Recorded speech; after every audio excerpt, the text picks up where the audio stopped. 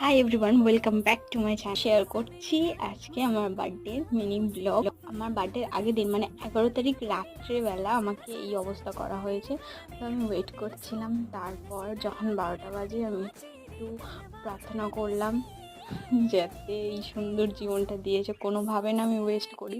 ওই সবসময়ের মতন আমার কান্নাটা থাকবেই। আমার বার্থডের দিনটাটা আমার একদমই পছন্দ না, কিন্তু একদম খুব বাজেভাবে কেটেছে। তো তারপরে হঠাৎ প্ল্যান হয়েছে আমার বার্থডে সেলিব্রেশন হবে, বন্ধু বান্ধব সবাই এসেছিলো।